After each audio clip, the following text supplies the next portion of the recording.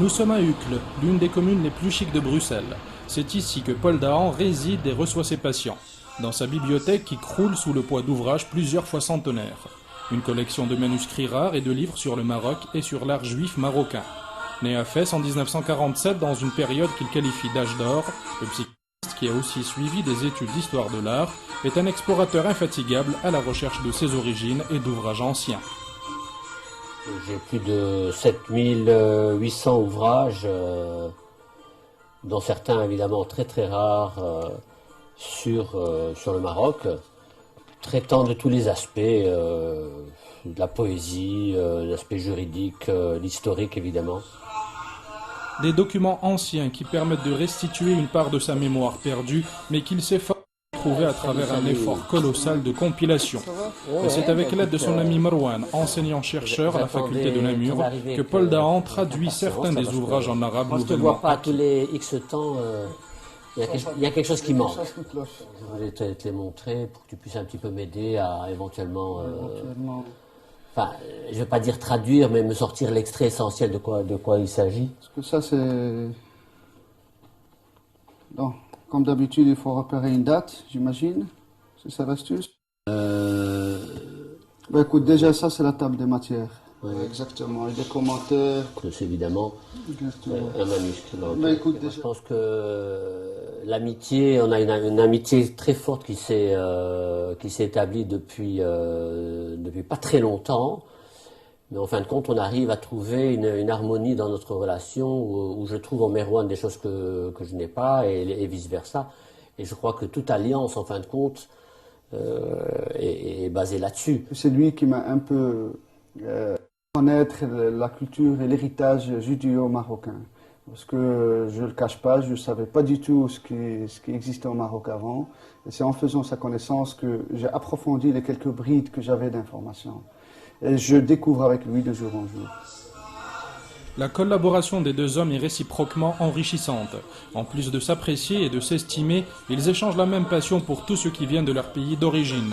Les livres, mais aussi des tableaux et tous les objets judéo-marocains que Paul achète régulièrement. Alfred Dodin, qui est un peintre français, arrivé au Maroc juste après Delacroix, et qui représente deux femmes juives de Tanger, avec leur costume traditionnel juif, avec tous les bijoux d'époque, et puis un musicien qui est sans doute un musicien de l'Aïsawa. Voilà, donc là on va voir, là où j'entrepose un petit peu tous mes objets, qui sont un petit peu dans des caves, comme tous les trésors,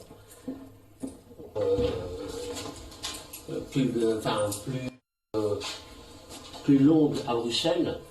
Alors voilà, vous avez ici sur la gauche des tableaux, enfin surtout à tous les niveaux, prendre quelques-uns, enfin voilà, donc c'est le chef de la communauté juive de Tétouan. Voilà, enfin bon. On peut trouver dans le sud, il cassait le sucre avec des marteaux comme ça pour le thé. Enfin, je ne vais pas tout vous sortir parce qu'il y a des milliers et des milliers de choses. Tout mon fric, disons-le comme ça, est investi dedans. Mais disons, je me sens tout à fait bien avec ça parce que ça me permet quand même de réunir des choses qui sont éparpillées un peu dans le monde entier et surtout pour l'utiliser comme outil pédagogique pour montrer aux différentes communautés du Maroc ce que l'histoire de ce pays et la richesse de ce pays et pourquoi les Juifs au Maroc ont un lien très privilégié et très puissant avec ce pays.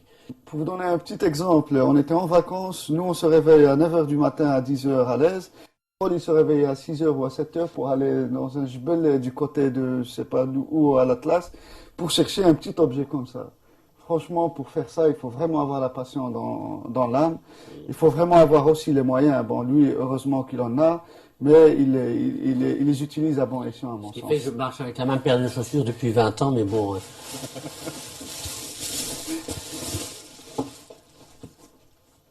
J'en ai deux. C'est ce qu'on appelle Arnif. Arnif, c'était porté par les Juifs et les Berbères dans les montagnes. Ça leur permettait de rester toute la nuit à l'extérieur, au chaud.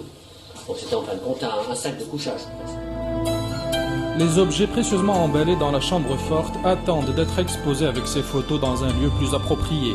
Un musée d'art juif marocain ouvert au public de manière permanente pour que la mémoire reconstituée puisse se réconcilier avec son porteur.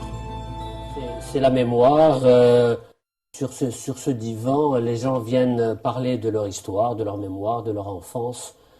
Donc tout ça va ensemble. Si vous voulez, ma collection n'est qu'un rappel de choses qui ont été dans le passé, mais qui vivent encore en nous.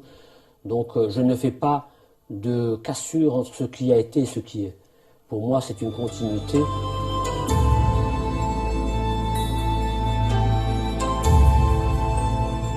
Nous quittons cet univers chargé de mémoire pour une réalité plus urbaine, le travail sur le terrain. Régulièrement sollicité pour prêter ses œuvres aux musées internationaux, Paul est cette fois directement prié par son ami Chico Kepsi de l'accompagner à une réunion entre des militants associatifs et des représentants de la Fondation du Roi Baudouin, qui finance de nombreux projets socio-éducatifs en Belgique.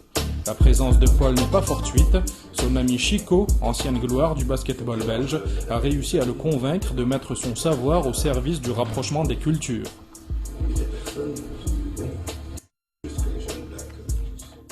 Dans le cadre de relier les personnes d'origine différentes, et dans le cadre de ce qui se passe, notamment on parle d'importation de conflits et autres, lui, il essayait de remettre tout ce qu'il a de mémoire commune de populations qui aujourd'hui vivent ici, essayer de trouver un lieu et de mettre ça à disposition et de faire des séances pédagogiques avec des écoles, avec des assos, avec tout ça. La Fondation, en tout cas, est toujours intéressée par les rencontres et les rapprochements des cultures. Et il y a beaucoup de projets de la Fondation qui sont de l'ordre de dialogue, et l'aspect culturel dans ce dialogue est quelque chose qui nous semble fondamental. Donc je ne connais pas les tenants et aboutissants du projet, mais je suis sûr qu'il peut y avoir un magnifique potentiel derrière des projets comme celui-là.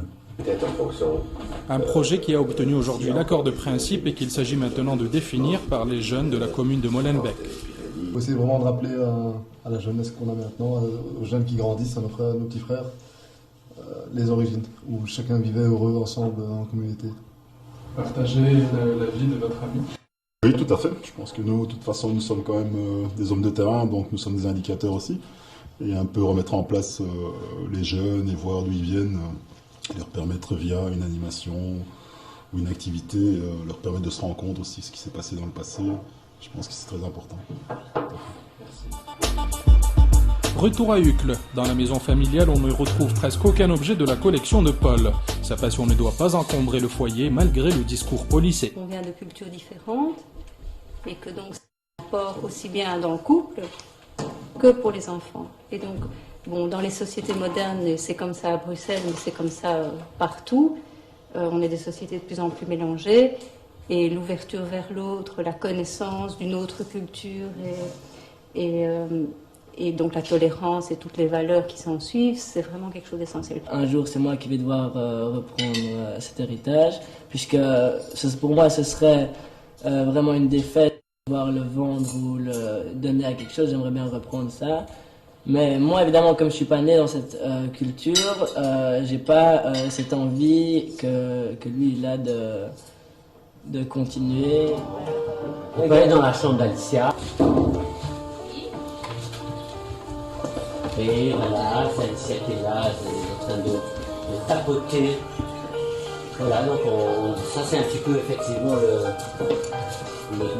un des centres où se passent parfois des activités familiales.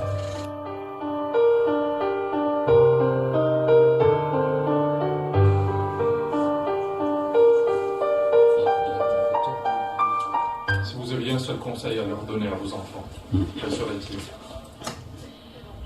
Un conseil de rester, de faire des expériences personnelles et de ne pas rentrer dans une pensée justement trop communautarisme ou trop nationaliste ou trop extrémiste, voilà.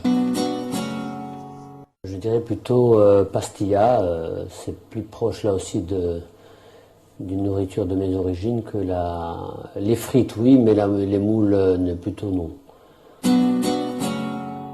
J'aurais bien aimé être El Garrouche sur un vélo. Agadir, pour moi, c'est beaucoup trop une station que pour touristes, donc je m'y retrouve pas. Donc disons que là, j'irai à Marbella, je connais très peu. Je dirais 50% de Dukkali et 50% de